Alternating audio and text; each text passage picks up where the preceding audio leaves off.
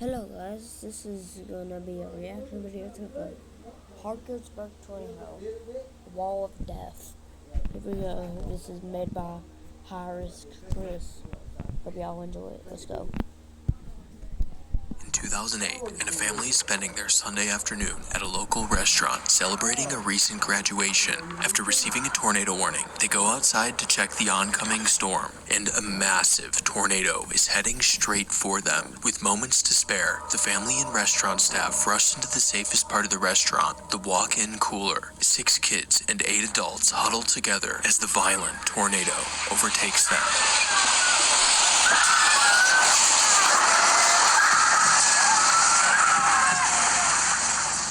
The storm system that spawned the Parkersburg tornado on May 25th actually began a few days earlier. On May 22nd, a strong mid-level trough overspread the western high plains. This mid-level trough would produce a low-pressure system at the surface, pulling moisture into the much higher terrain of eastern Colorado and western Kansas. In Colorado, a large and powerful tornado impacts the town of Windsor, killing 1. 200 miles to the east, a few other supercells produce multiple photogenic tornadoes, causing minimal harm as they move through the vast open plains of western Kansas.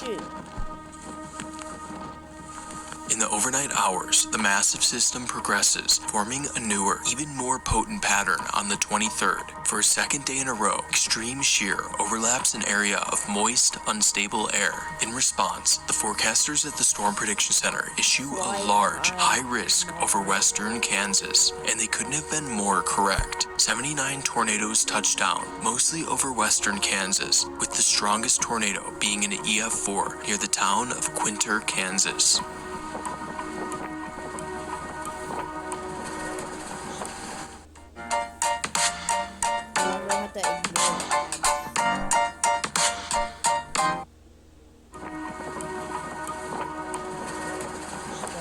The next day, on the 24th, the mid-level winds are slightly less potent than the previous 2 days. However, Mother Nature was restless, and a supercell in north-central Oklahoma puts down a handful of tornadoes, which, of course, is covered on live TV, thanks to Oklahoma's unrivaled tornado culture. Been quite lucky with this so far. After non-stop tornado action on the 22nd, 23rd, and 24th, you'd think the tornado chaos would subside, but yet again, the next day, the 500 millibar jet stream persists, overlapping a large region of moist air spanning most of Tornado Alley. The Storm Prediction Center initially puts 2 areas of heightened tornado potential, with the northern risk centered over Minnesota and Wisconsin. But as the day progresses, tornado risk in this area is extended southwards because of an extremely unique set of circumstances taking shape in northern Iowa. The Sunday morning started out cold and cloudy, but strong moisture advection at the surface begins midday. Modest dews in the 50s skyrocket into the 70s. Meanwhile, to the north, there's a well-defined surface low transversing the North Dakota-Canada border into Minnesota, adding an extreme amount of spin into the atmosphere. And to make matters worse, a secondary low develops in southern Minnesota. And on top of all that, 2 different warm fronts develop in central Iowa, giving the storm exactly what it needs to produce a strong tornado. As clouds clear over Iowa, to most, this is just another beautiful late spring day. However, the sun bakes the moist, unstable air at the surface. The blue sky above their heads is like gasoline-soaked brush, and all it needs is a spark to set things ablaze. At 3 in the afternoon, a set of rogue gravity waves appear. These waves are like small ripples in a pond, slightly disrupting the different layers in the atmosphere. And these small ripples have huge consequences. The gravity waves trigger the formation of a group of storms in central Iowa.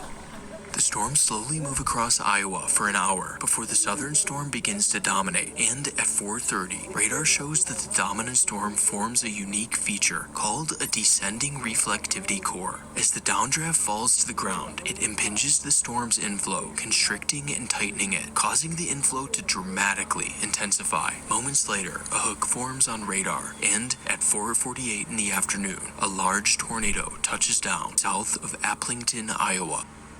Before I talk about the Parkersburg tornado, I have to tell you about this game-changing product. Z-Biotics. It's what's called a pre-alcohol drink and is the very first engineered probiotic to help tackle rough mornings after drinking. Here's how it works. When you drink, alcohol gets converted into a toxic byproduct in the gut, and it's this byproduct only moments after it forms. It's on the ground. It is. This is not funny. No, it's not funny. It's on the ground.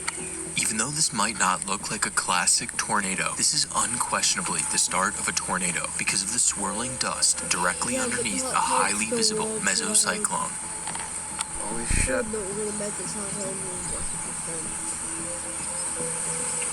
Let's get inside. All right. Eventually, the resident goes inside to take cover, but the tornado is just getting started, and it is now heading directly towards the town of Parkersburg.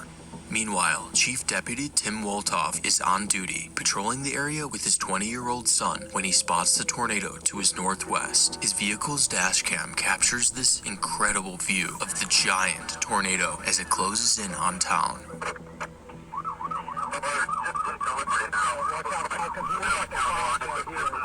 Tim, along with other storm spotters in the area, report the massive tornado, and a tornado warning is issued for the town of Parkersburg. It's right at this time when a family celebrating graduation at Matt's Bar and Grill receives word of the tornado warning. They go outside to check because 9 out of 10 times nothing ever happens. This time was different. A massive wall of darkness is moving directly towards them. With only moments to act, they run inside and go to the safest spot, the restaurant's walk-in cooler. 6 kids and 8 adults huddle together, knowing these could be their very last moments. It's in Parkersburg. Everybody else out there? The tornado begins to close the gap on the town, and the first building in the path on the west side of town is Parkersburg Lumber, a standard sheet metal industrial building. Seconds later, the tornado overtakes Parkersburg Lumber, shredding the sheet metal into tiny pieces, while also bending the thick steel frame I-beams. The core of the tornado continues moving east along Highway 57. All buildings are completely demolished, and someone loses their life at a home next to the gas station. The tornado then overtakes Matt's Bar and Grill.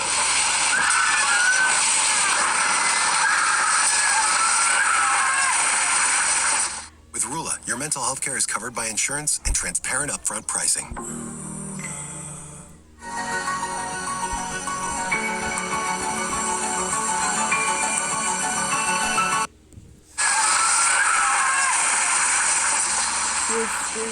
Simultaneously, a man north of town is recording the tornado as it barrels into the west side of Parkersburg.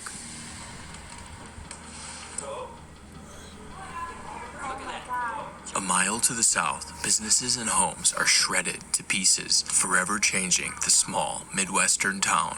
Look at that stuff fly. Look at that junk fly. Holy balls. Despite taking a direct hit, everyone in the restaurant survives the encounter. The quick thinking to take shelter in the walk-in cooler undoubtedly saves the lives of the family and restaurant staff. After impacting the bar, the tornado continues its march along Highway 57. The extreme debris-filled winds of the tornado levels multiple homes, killing 3 more residents just south of the highway. On the other side of the highway is First National Bank, which has multiple security cams running as the tornado overtakes the building. One camera is recording outside, and in the video you can see the dark mass of the tornado slowly consume a neighboring home.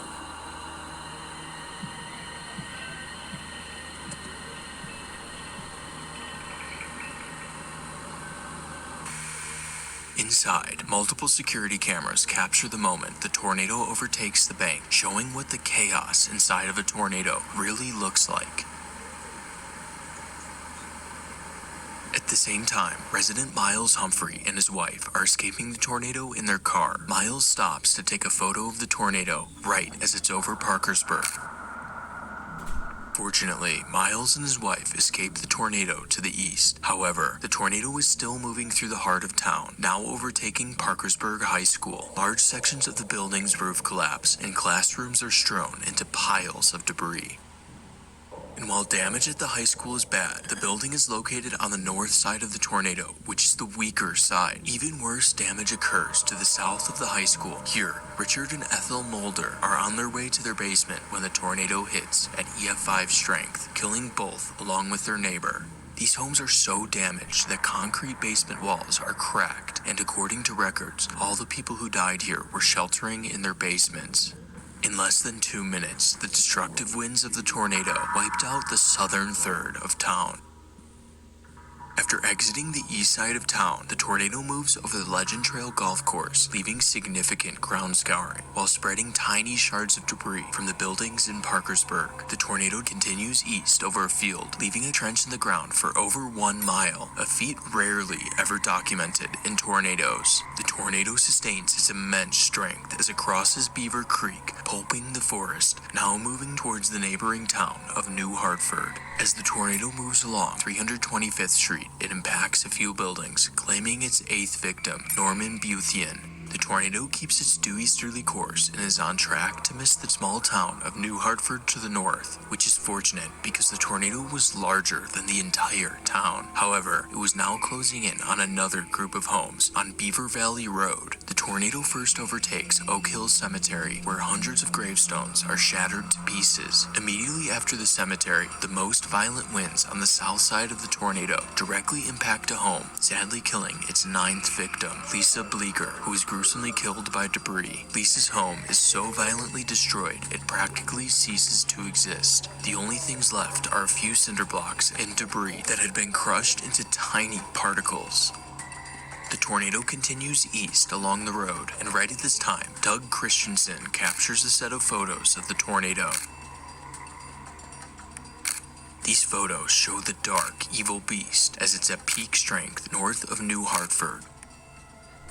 The tornado then deviates from its easterly course by turning to the north. This behavior is called an occlusion process, and it's a sign that the tornado is weakening. However, the tornado suddenly turns back to the south, showing that the occlusion process failed. This is rare. In most tornadoes, they turn to the north, and that's the last thing the tornado does. But it continues back on its easterly course, moving along Beaver Creek Road. Fortunately, the tornado appears to have significantly weakened, as homes in this area show little signs of damage.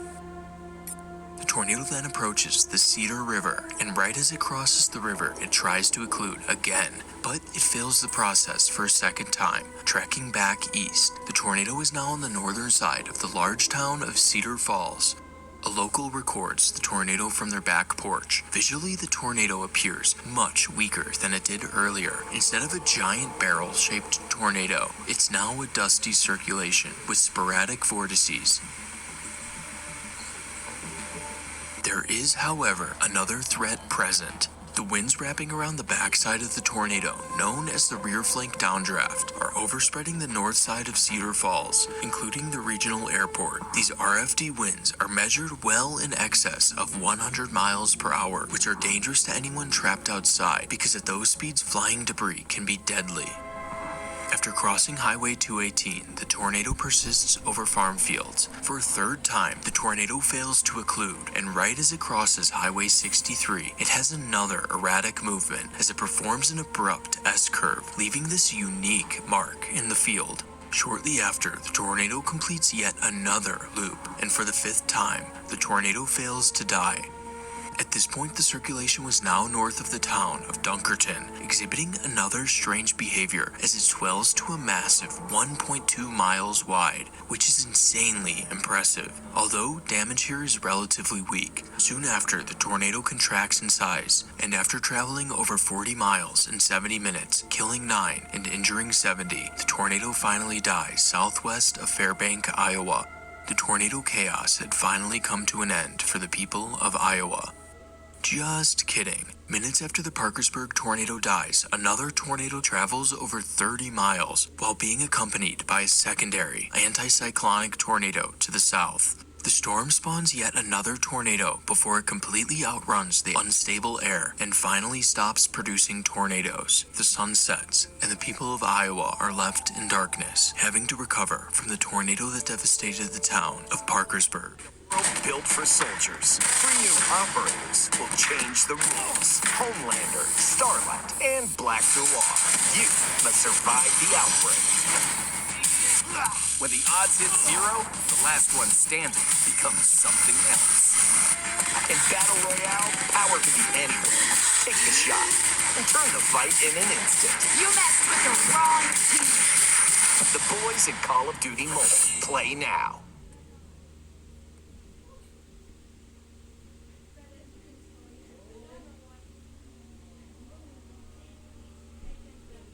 What up, guys? Max Bless Holler here in Las Vegas. I'm here at Box. We're about to rip some packs.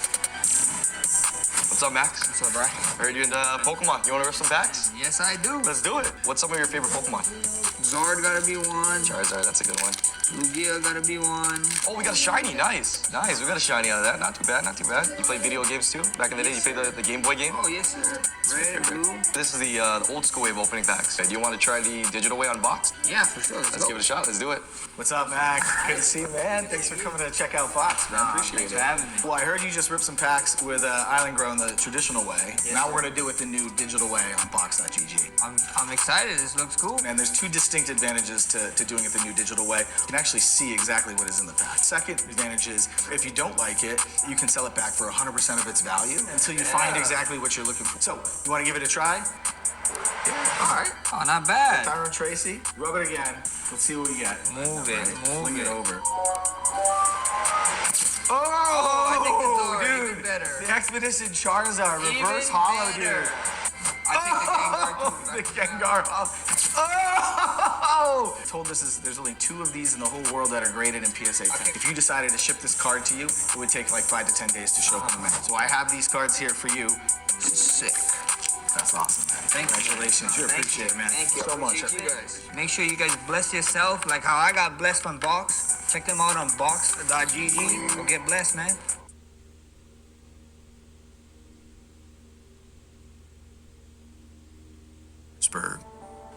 In the days following the tornado, the community came together to help pick up the pieces, and it wasn't just the people of Parkersburg. People from all over northern Iowa showed up to help. The town quickly established a mobile recovery center to help victims with their daily needs, and those without homes were swiftly adopted by their neighbors who still had shelter.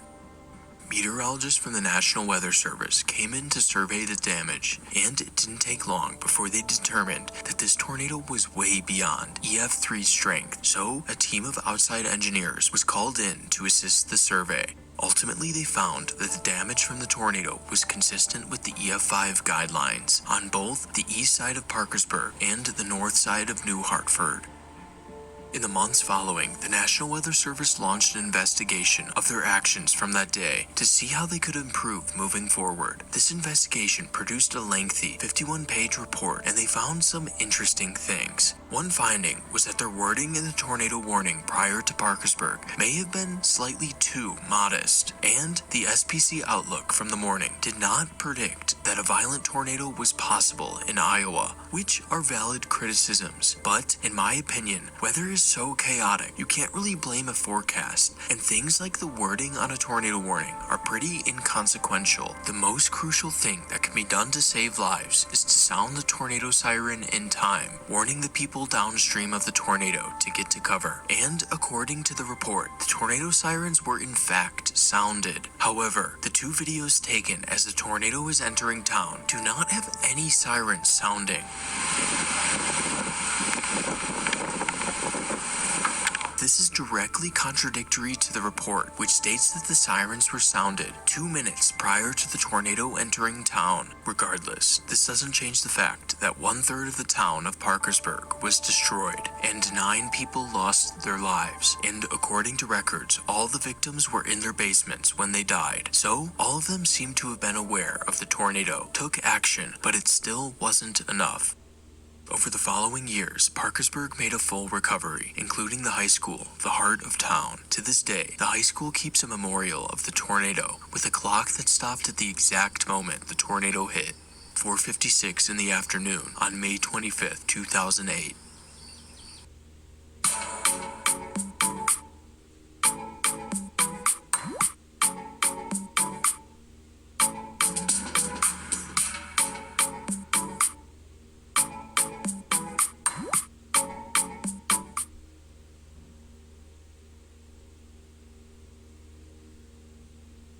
At Sophia Learning, we believe in making education more accessible and affordable for everyone. That's why we offer online college-level courses that are transfer-friendly. We know students are real people with real challenges, but Sophia can be a real solution. Sign up today and fast-track your degree.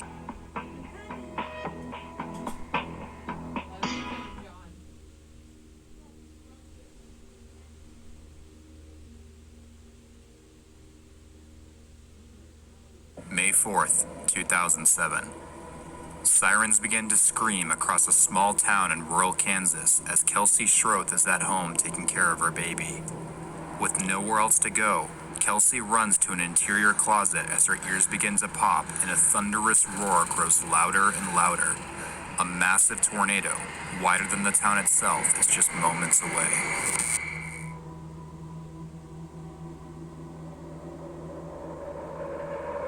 It's peak tornado season in the Great Plains, and forecasters at the Storm Prediction Center are monitoring the atmosphere, looking for the key ingredients needed for severe weather when something alarming catches their attention. A massive trough of low pressure is moving across the western United States, bringing with it a belt of fast-moving, cooler air aloft and pulling in massive amounts of warm, moist air from the Gulf of Mexico. At the same time, the fast southwesterly winds at the trough begin to drag along a layer of warm, dry air emanating out of the desert southwest called the elevated mix layer, or EML, separating the warm, moist air from the cool, dry air aloft, stopping storms from firing too early in the day and creating an extremely unstable atmosphere. The combination of large amounts of both atmospheric instability and strong wind shear from the approaching trough are creating ideal conditions for the formation of rotating thunderstorms called supercells. Recognizing that all the ingredients for severe thunderstorms are now in place, the Storm Prediction Center issues a moderate risk for severe weather, including a 15% outlook for strong tornadoes. Just before 5 p.m., the capping inversion generated by the elevated mix layer breaks, and a lone supercell thunderstorm initiates off the dry line along the Texas-Oklahoma border. Within just an hour, this powerful storm goes tornado warned and produces a tornado just outside the small town of Arnett, Oklahoma.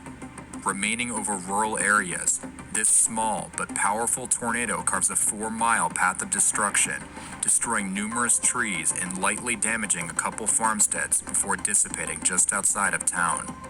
For several hours, storms would struggle to develop in the highly capped atmosphere, slowly dying out as they drifted across the open fields. It appeared the residents of the Central Plains had just dodged a bullet, avoiding a significant outbreak of intense tornadoes through populated areas. However, things were about to take a dramatic turn. Before we get into the rest of the action, I'd like to take a quick moment to thank the sponsor of this video, Vessi. Chasing storms and making these videos takes an enormous amount of time and effort, but one thing I do to help simplify my life are my Vessi weekend sneakers. These high-quality shoes slip on in seconds and are perfect for me as a storm chaser because they are completely waterproof and super easy to clean, making them my go-to shoe no matter what the weather throws at me. Not only are the Vessi weekends completely waterproof, but they stay comfortable all day and look fantastic as well, especially paired with Vessi's super soft and moisture-wicking socks, fitting in with any outfit and in any setting, whether I'm right next to a tornado or just wanting to enjoy the beautiful fall air at the park. If you want to simplify your life and upgrade your fall style, use the link in the description to get 15% off your pair of Vessis today. I need to find my daughter. Ah! Let's do what we do. I will hunt you down and stick a piece of dynamite right up your...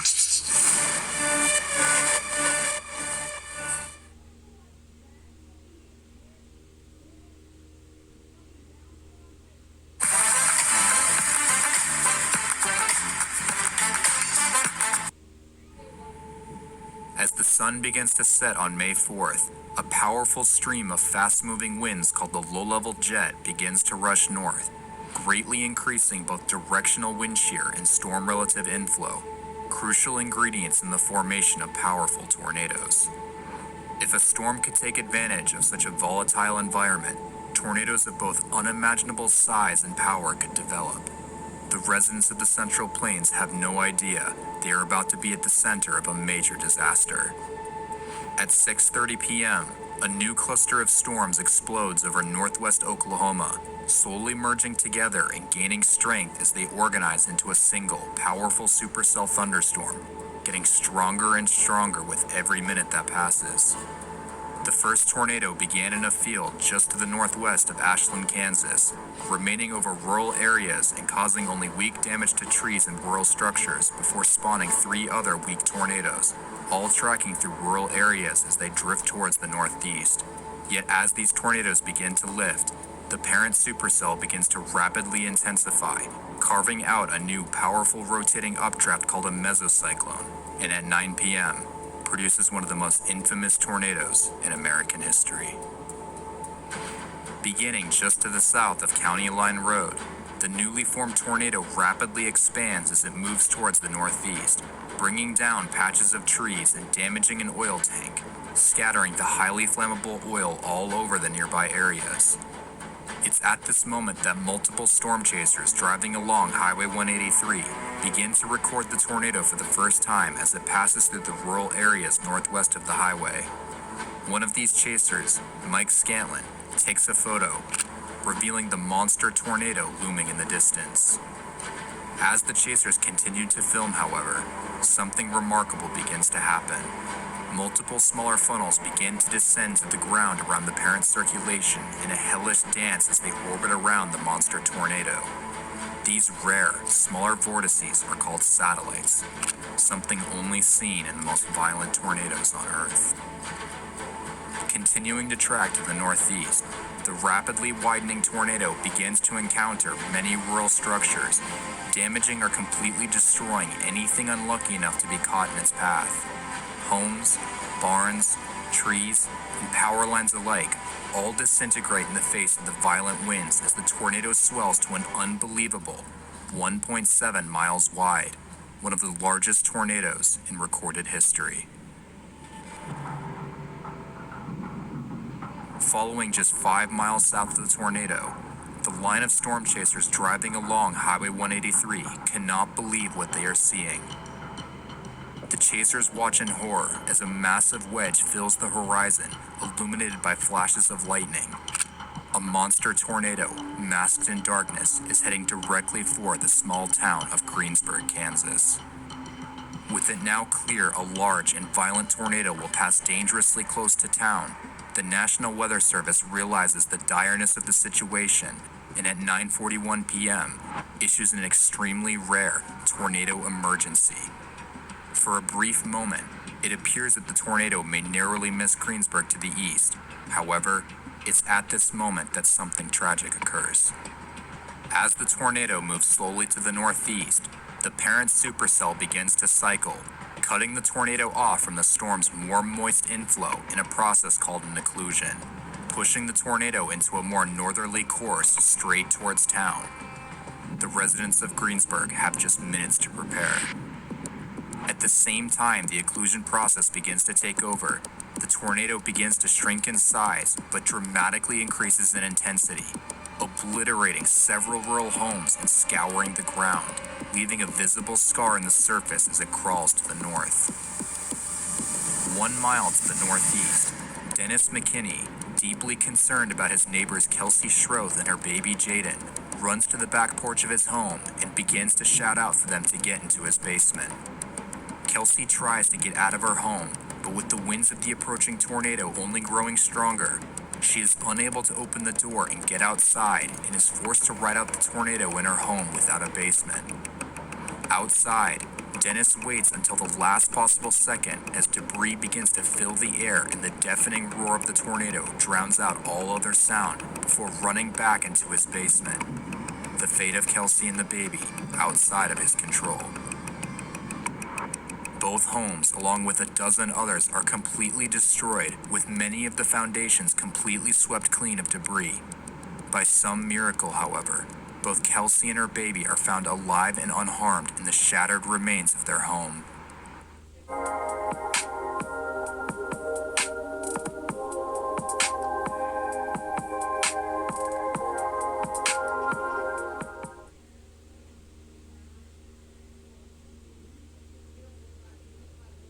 Open a Chime checking account in 2 minutes and we'll spot you up to $200.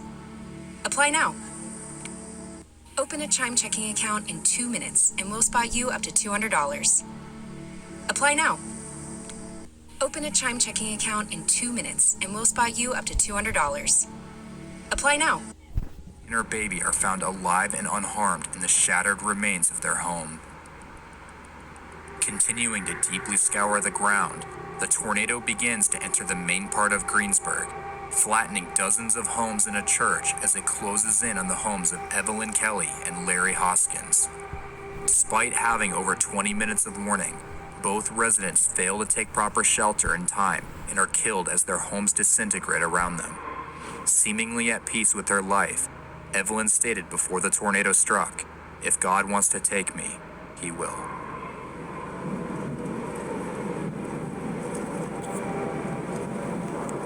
Destroying more and more power lines, the town is plunged into darkness as the tornado tears everything in its path to shreds. Panicked residents scramble underground or to whatever shelter they can find in the few seconds they have left.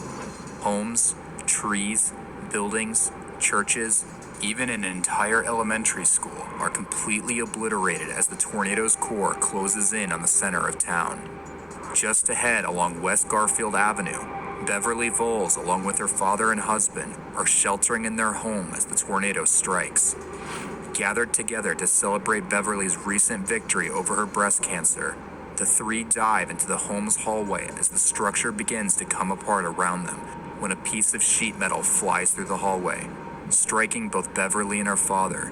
The two are fatally injured, sadly killing both of them on a day meant to celebrate such a happy moment in their lives. Becoming more and more loaded with debris, the tornado rips into another row of homes, obliterating dozens of structures and sweeping several of them completely off their foundations before crashing into the Greensburg High School. Numerous vehicles fly through the air, becoming unrecognizable balls of metal as the remorseless winds batter the school. Unable to withstand the violent power of the tornado, the entire school is ripped to pieces, leaving little remaining just weeks before graduation was supposed to take place. Just across the block along South Main Street, Megan Gardner, along with the rest of her family, are sheltering in their basement as the tornado begins to pass overhead. An eerie silence is suddenly broken as their ears begin to pop from the rapidly dropping pressure, while the unmistakable roar of the tornado becomes louder and louder. With everyone trapped in the basement, the entire house above them is violently ripped to pieces, leaving nothing behind but the debris-filled basement they were sheltering in, saving their lives. Their neighbors, however, would not be so fortunate. Directly south of the family's home, Harold Schmidt and his wife are sheltering in their basement when the tornado strikes. Despite doing everything right and taking proper shelter in their basement, a truck, picked up by the ferocious winds of the tornado, suddenly lands directly onto the couple's home. Being in the wrong place at the wrong time, Harold is crushed as the truck crashes through the home into the basement below. Fatally injured, Harold would use his final moments to try to comfort his wife before sadly passing away from his injuries. Swallowing all of Greensburg within its grip, the incredible violence of the tornado's core crashes into the heart of town, inflicting destruction so widespread it seems inconceivable. Hundreds of trees are completely debarked and denuded, as every single building from residential homes to large commercial structures is completely destroyed by the remorseless winds, granulating the remains into tiny fragments. Entire city blocks of homes and buildings disintegrate as their debris fills the air, turning anything above ground into a sandpapered husk of what it had once been. Just across West Iowa Avenue, the town's water tower, along with the Big Well Museum, the site of the largest hand-dug well in the world, are completely destroyed, scattering the fragments long distances downstream and leaving a disfigured skeleton of metal where the water tower had once stood. 5 more people would tragically lose their lives in this area who weren't able to reach proper shelter in time. One of these residents, Cloud Hopkins was caught running to his vehicle in an attempt to escape the tornado when he was picked up and thrown over 100 yards away, sadly killing him on impact. Cloud was 79 years old at the time and was described as a hard-working man who loved to hunt and fish, living in Greensburg all his life. Crossing U.S. Route 400, the tornado reaches the northern edge of Greensburg and continues to cause catastrophic damage to anything unlucky enough to be in its path.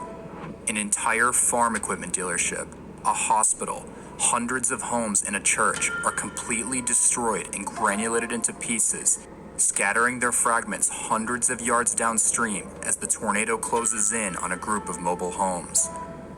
Sheltering inside one of these mobile homes, David Lyon is sucked up into the tornado and tragically killed, his body landing over 100 yards away into a nearby lake before the tornado finally exits town, leaving behind a hellish landscape of destruction and claiming the lives of 12 people. The tornado finishes its occlusion process and finally dissipates in a field just to the northwest of town after being on the ground for over an hour. In less than 4 minutes, 95% of Greensburg had been damaged or destroyed. The storm, however, was far from finished. Well, they say once you've conquered it all, there is nothing left. But it's not true. It's all about the mindset. My touch is still magical. My grip on the game has never been better. No chance, Kaka.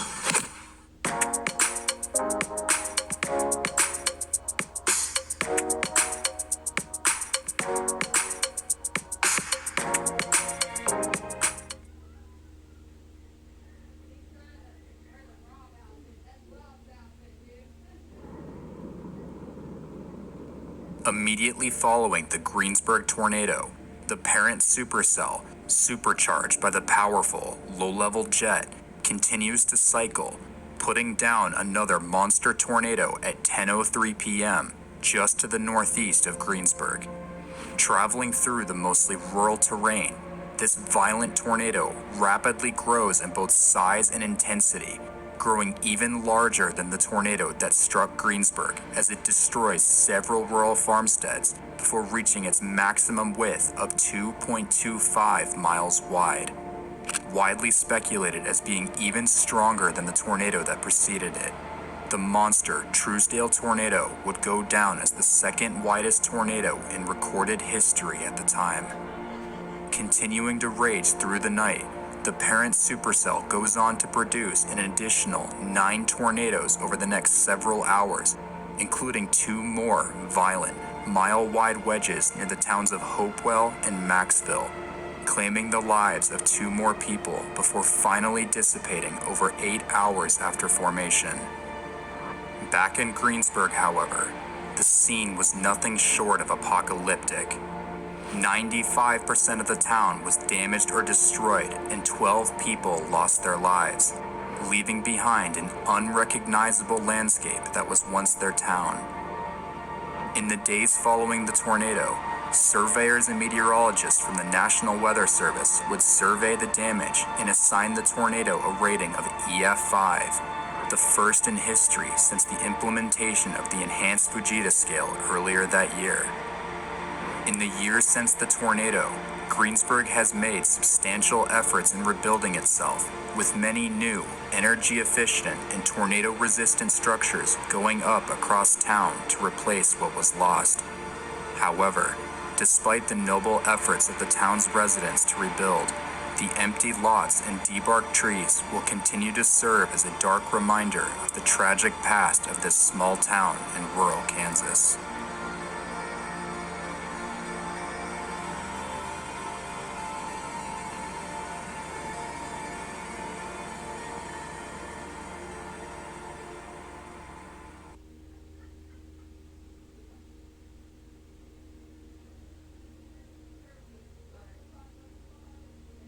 It was already one of the craziest storm chases of my life. 12. There's damage, there's damage. There's damage. It's strong, it's strong, it's strong. Big, strong tornado. I could have never imagined I was about to see one of the strongest tornadoes in recorded history. No, that's a wedge. Big wedge.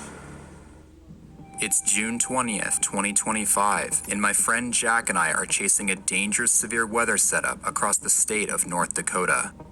Joining me all the way from the United Kingdom, Jack has flown out in hopes of capturing his very first tornado on his 1998 VHS camcorder. Despite a strong cap on the atmosphere, two powerful, rotating storms called supercells erupt at 7 p.m. into an extremely volatile atmosphere. With every new scan of the radar, the northern storm was growing much more rapidly than the south. Noticing this, Jack and I make the split-second decision to drive north towards the rapidly intensifying storm, getting closer and closer to the town of Jamestown, North Dakota. Canada-Russia final showcasing the two most talked about prospects in the world. We will be seeing each other a lot. You're not gonna tell anyone about this, are you?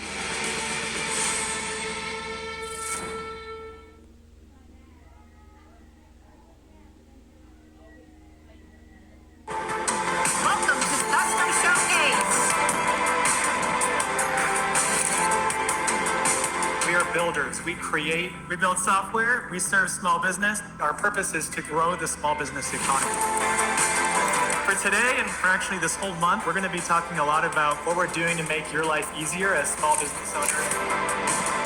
There's a theme to Gusto in our strategy, things that big companies have had historically, that small companies have not had. We love leveling that playing field for you.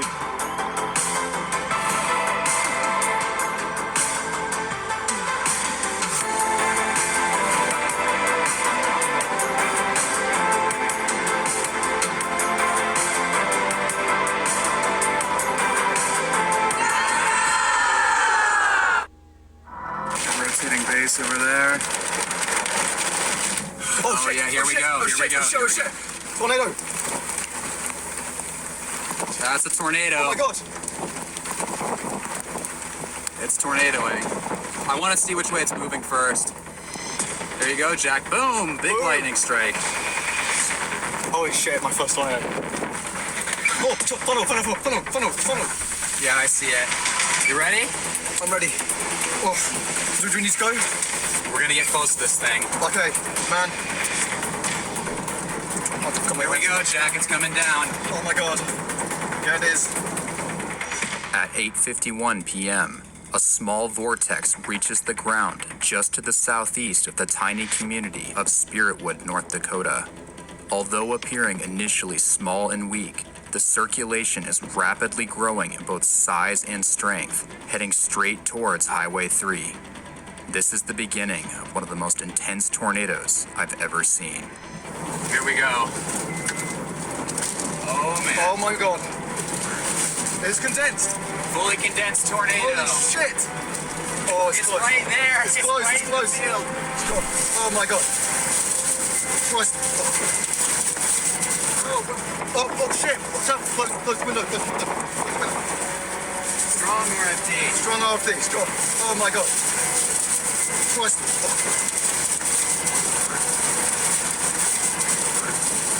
Big ball. Yeah, big cone tornado. Big cone. Man. Holy. Alright, we gotta stop. Yeah, you stop. We might be able to get closer in a second, but for now, that's close enough. That's close enough. Okay. Okay. Wickedly strong RFD. Strong RFD. 40. 360 can't stays up. Oh my god. Oh my god. Oh my god. It's coming back down. It is. It is.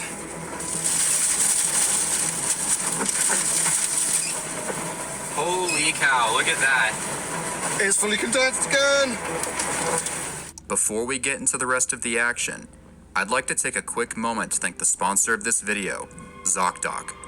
Earlier this year, I moved across the country from Florida to Oklahoma to pursue my passion of storm chasing full time. And while this move has been one of the best decisions of my life, catapulting me into my greatest tornado season so far, one thing I didn't even consider was how frustrating and time-consuming finding a new doctor can be. Thankfully, ZocDoc has the solution. ZocDoc is a totally free website that helps you find and compare the best doctors in your area. The website makes searching for the right doctor super easy because you can search for a doctor using specific criteria. Whether it's your location, your insurance provider, or doctor specialty, ZocDoc makes it simple to find the right doctor that meets your specific needs. When you are ready, ZocDoc will show you the availability for each doctor, so just select a time that works best for you and instantly book your visit online without having to talk to a single person. If you're like me and have been putting off that appointment, please go to ZocDoc.com or scan the QR code on screen now and schedule your appointment today. Battering my car with winds approaching 100 miles per hour, the storm's powerful rear flank downdraft begins to wrap completely around the strengthening circulation, greatly increasing both the tornado's size and intensity. Not wanting to pass up on a rare opportunity to get extremely close footage of a violent tornado, we decide to move in closer as the monster tornado approaches the road. I'm holding. My God. Look up for our lights as well. I don't see anything. We're good, we're good. Damn, what a wicked tornado. Damn, it's, oh. We're gonna get real close to this thing, dude. Yeah, just be careful, man. All these trees and these buildings as well. Oh, man. There's damage, there's damage. There's damage, it's strong, it's strong, it's strong. Careful, these trees might come Careful, down. careful, careful, careful. You get past these trees, get past these trees. Get past these trees. Might have to whip it around if it turns. Nah, it's alright. Oh my God. Oh my God. We're close, we're close, we're close. Dude, look at that. Oh my God. Sheesh. All right, hang on. We gotta watch this thing. I want to make sure this thing doesn't turn. I'm watching it, make sure it's still moving left to right, Jack. Yeah, you've got it, you've got it. It's big, it's big. Big, strong tornado. Holy. Wedge. Oh my God. It's fairly stationary. Which means it could turn at us. Holy crap, that's a significant tornado. I've never seen anything like this.